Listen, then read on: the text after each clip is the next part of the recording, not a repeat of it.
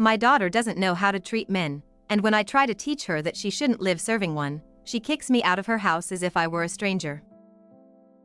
I don't know if what I did was right, but I did it out of love, or out of fear, or both. It all started when my partner at the time, that good-for-nothing I spent the last 5 years with, yelled at me in front of half the restaurant. I stood up from the table and left without looking back. I had nowhere to go and I didn't intend to humiliate myself by asking for forgiveness. So I called my daughter.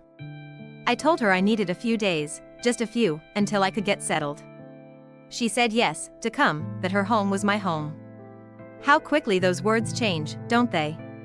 When I arrived, she hugged me, offered me tea, and made up the guest room bed. I settled in without asking questions, even though I had more luggage than someone would pack for just a few days. The truth is I had nowhere else to go, but there was also something else inside me, an uneasiness. I observed her, because I don't just look, I observe. My daughter no longer worked. She had taken a break to focus on the home, she said. She had breakfast early, swept, cooked, did the laundry, and at 6 o'clock sharp she did her hair, put on lip gloss, and started making dinner before he arrived. I watched him walk in, toss his keys, give her a quick kiss, and drop onto the couch. She took his plate to the table, grabbed a beer from the fridge for him. What I saw wasn't love, it was servitude. Are you sure this makes you happy? I asked one night carefully. Yes, Mom. Really, she replied with the smile people use when they don't want to argue. I bit my tongue. That night I went to the bathroom and saw her diary open on the dining table. I wasn't going to read it, I swear. But the sentence I saw disarmed me. Sometimes I feel like I've stopped being myself. I froze. She wasn't going to tell me, but there it was. The scream hidden between the lines, the call no one had heard. I did. In that moment I knew I wasn't just there because I'd been thrown out, I was there for something else, to keep her from becoming another version of me. Someone who dimmed little by little until one day nothing mattered. I couldn't allow my daughter to lose herself the way I had, so even though she didn't ask, I decided to help her. I didn't leave after 2 days, or 5, or 2 weeks, because a mother doesn't abandon her daughter when she sees her falling, even if she doesn't see it herself, even if she later blames you. After a few days living with them, I already knew the routine by heart. He arrived from work, left his shoes in the entryway, and sat on the couch like a king waiting to be served. And there went my daughter, running to heat up his food with a smile that no longer came from within but out of habit. Like a machine. I stayed seated in silence, clenching my teeth. On the third night, while she washed the dishes and he scrolled on his phone, I couldn't take it anymore. Aren't you going to lift a finger? I blurted. He looked at me as if I'd insulted his mother. She jumped in nervously, asking me not to start an argument. I work all day, he replied. She decided to stay home. It wasn't imposed. That's when I understood he wasn't just comfortable, he was manipulative. Because those kinds of phrases are sugar-coated poison. And my daughter, without realizing it, had already swallowed it. From that moment I began making small adjustments. I asked him to take out the trash, to wash his plate, to clean the bathroom, at least his minimal things, but enough to make him understand the home belongs to both, not just to her. And when he protested, I cut him off without blinking. This is how you treat a man. If you spoil him, he gets used to it. And by the time you notice, you're screwed forever. My daughter fell silent. She didn't say anything for or against it, but she didn't stop me, and that was enough for me. From then on I started claiming more space. I took over the guest room, used their bathroom whenever I wanted, washed my clothes with theirs without asking. I started storing food in the fridge without telling anyone, nothing rude, but enough to feel I was part of that home, too. I even served myself first at the table, not out of ego, but because I'm tired of always putting myself last. One morning I saw her going out in a short dress, the kind she used to love. I went up to her and said, "You're going out like that? Don't you think it's a bit unnecessary with your lifestyle now?" She took it off. She changed.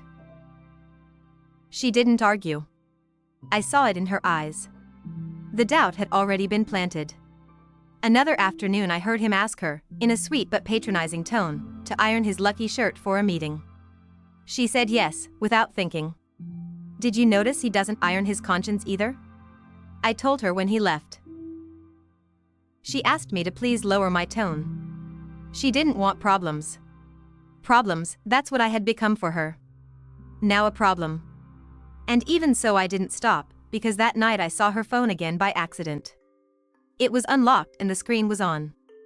She'd written to a friend, "Sometimes I feel like I'm fading." As if I no longer mattered. Then I knew for sure. I wasn't the problem. I was the reminder of what she was leaving behind, of what she was losing. And if she couldn't see it, I would shout it for both of us. The silences started growing longer and heavier. My daughter no longer smiled at me the same way. She avoided eye contact. She moved things after I had arranged them. She closed her bedroom door harder than usual. And for the first time since I arrived, she began to ask me things I didn't like. "Mom, don't you think you're being too harsh on him?" Harsh, for asking him to wash his own plate. She lowered her gaze. She didn't want to continue the conversation, but I had already felt the blow. I was no longer her guide. She was beginning to see me as a nuisance, a burden, the enemy. What she didn't understand was that I wasn't acting out of anger but out of fear. The fear of watching her fade away, little by little, as it happened to me. And if that made me harsh, so be it. That day I said nothing more about it, but the next day I did something I'm not proud of, though I don't regret it either. I waited for her to get in the shower. Her phone was on the table. I unlocked it. It wasn't hard. Her password is still her birth date. I wasn't looking for anything specific, but I needed to know what she was thinking, and there it was. A conversation with a college friend. "Lately I feel like I'm losing my voice in my own home," she had written. "My mom suffocates me, and sometimes I feel he loves me more for what I do than for who I am." My chest split open and at the same time I got angry, because I was doing all this for her. And now I was the suffocation. That night I made dinner. A soup with rice, just how she liked it as a child. When she sat at the table, I came over with a smile that didn't come from my soul but which I forced like a mask. "Do you remember this?" I said. "When there was no meat, I made you this soup with whatever I found in the pantry. You used to say it tasted better than any restaurant." "Yes, Mom, I remember," she said, but she didn't smile even once. "Can I ask you something?" I said, lowering my tone. "Do you really think I'm meddling? That I'm suffocating you?" She let out a long sigh, as if she'd been holding her breath for weeks. "I don't know, Mom. I feel everything is conflict since you arrived. I can't talk to him without you being nearby. I can't do things without feeling you're evaluating me." My heart tightened. I didn't deny it, but I didn't apologize either. I just did what I do best when I feel cornered. I became a martyr. "I raised you alone," I said. "I took food out of my mouth so you could have a school uniform. I sold my rings to pay for your first semester at the university. And now it bothers you that I worry about you?" She stayed silent. For a moment, I thought she would hug me. But no. She only murmured, "I just don't know if you do it for me or for yourself." That sentence stuck in my chest like a poison thorn. In the following days I made sure to be more useful. I cooked more, did the laundry without being asked. I pretended to be in a good mood, but that didn't last long because one afternoon I overheard a conversation that dragged me back to the place I was trying to escape. She was telling him softly in the hallway, "I don't want to kick her out, but I don't know how much longer I can take it. Everything I say or do seems wrong. I feel guilty all the time." And he, in his usual tone, "You have to set boundaries. Love, it's your house too." I couldn't take it. I walked into the living room as if nothing had happened, but inside I was boiling. That night, after my daughter went to sleep, I sat alone in the kitchen and looked at an old photo of her at 5 years old, hugging a broken doll she found in the trash. I couldn't buy her toys, but she invented worlds. And now that same wonderful being was saying I suffocated her. I thought, this isn't suffocation, it's protection, it's love that doesn't want the story to repeat itself. And if she doesn't understand now, someday she will. I believed I could still reverse things. I thought if I showed I was useful, that I only wanted what was best for her, everything would fall back into place, that she would remember who I am, her mother, her guide, her protector. But that illusion didn't last. Everything exploded one night when they hosted a dinner with some friends. It was supposed to be informal, something with laughs and anecdotes. But I'd already learned to detect the moments when people test you with fake smiles. I offered to cook, like a good hostess. I prepared everything carefully since early, homemade lasagna, salad, garlic bread, even an improvised dessert. I thought at least that night they would value my presence. When the guests arrived, he acted friendly. False, but friendly. My daughter, as always, juggling to keep everything in order. I just watched.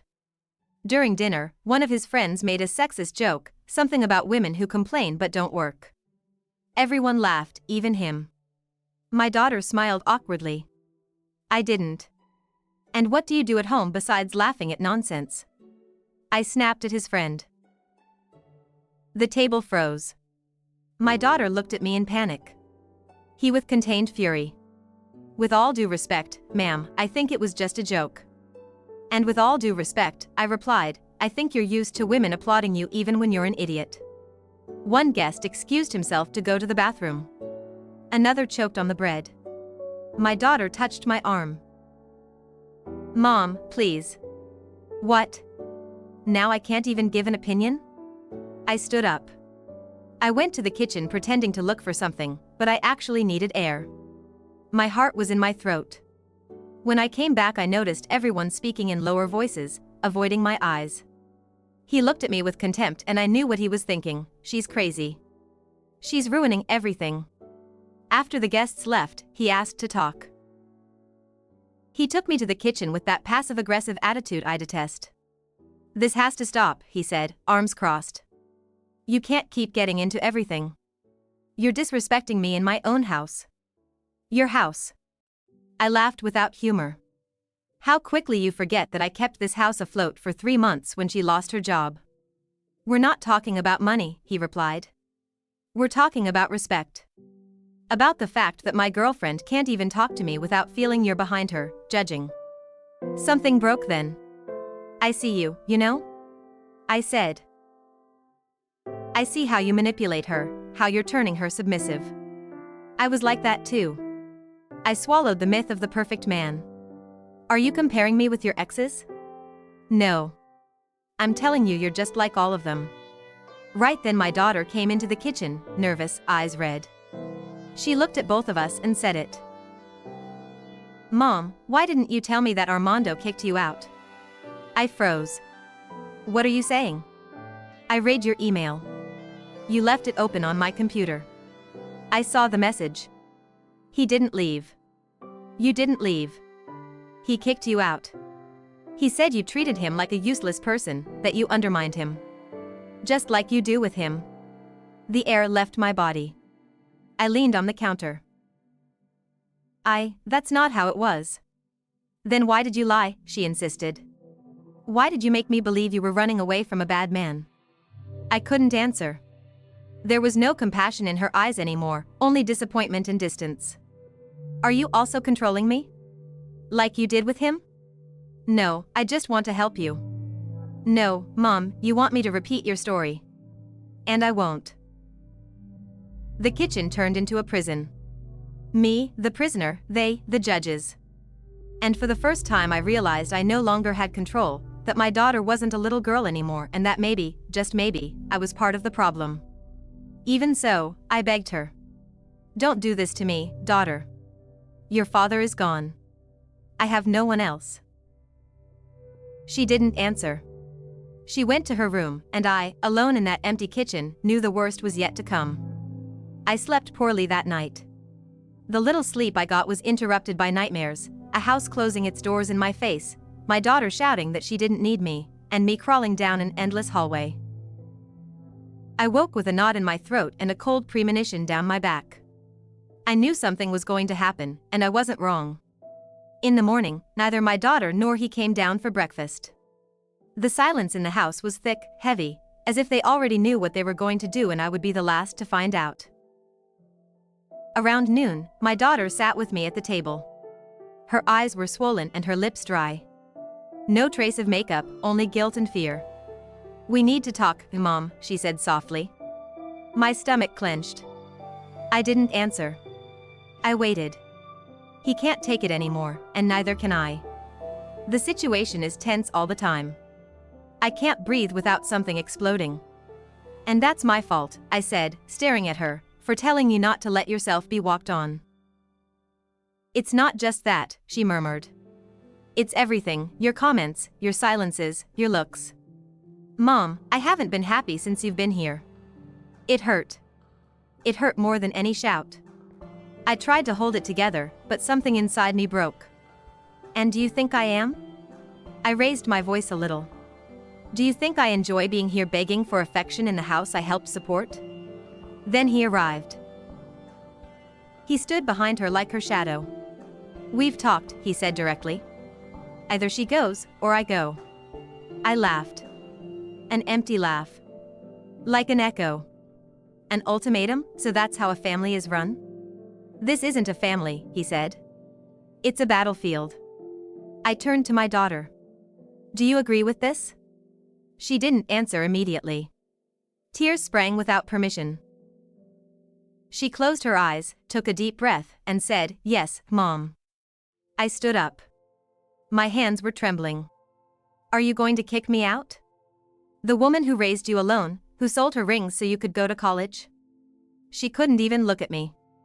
"Mom, I have no peace. I'm not myself anymore. It hurts to live like this." "Of course it hurts," I said. "Because growing hurts. Because real love hurts. Or do you think life is smiles and Sunday mornings in bed?" I pointed at the man looking at her with a martyr's face. "This is worth more than me? This is what you choose?" She cried. She trembled, but she didn't back down. "You have to go." I sat down as if my legs had failed me. My heart pounded in my temples.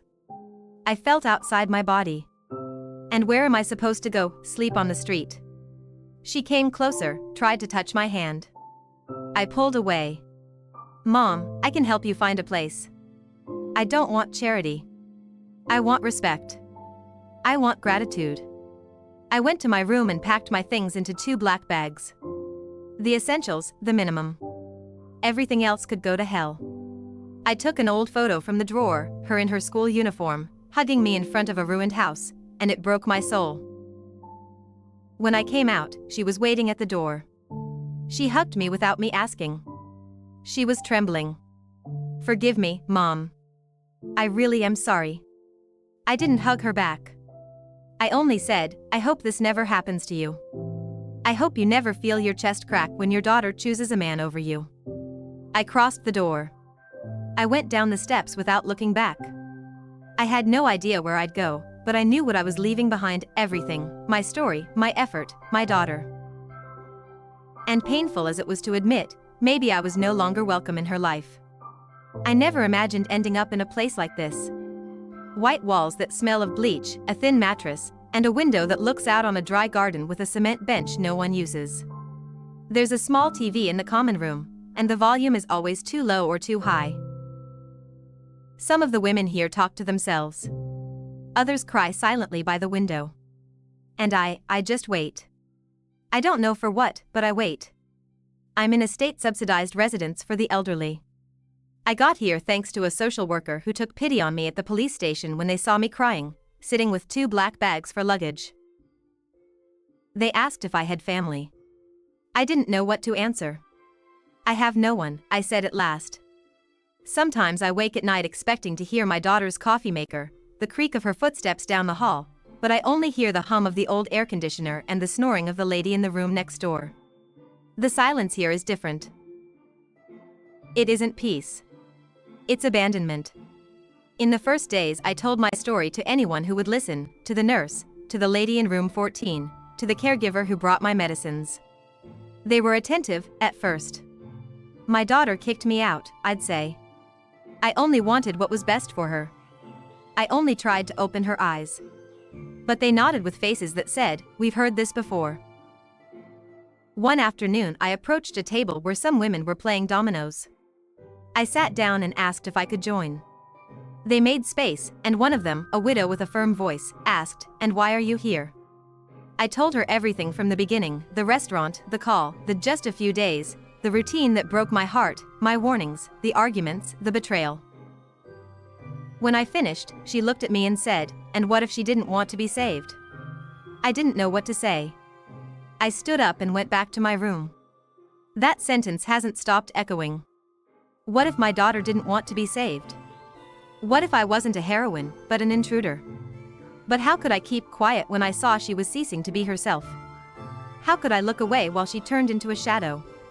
Isn't a mother supposed to step in when she sees the fire before it spreads?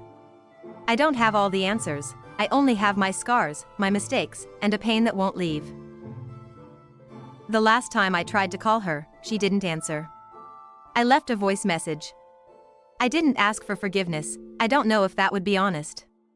I just told her I loved her, that I miss her here, that I still keep her first-grade photo in my wallet. Even though it's worn from looking at it so much, I haven't heard back. There are days when I think I went too far, that I didn't know when to stop, that I turned my love into a rope that suffocated her. But there are also days when I'm convinced I was the only one who really cared. He doesn't know her like I do.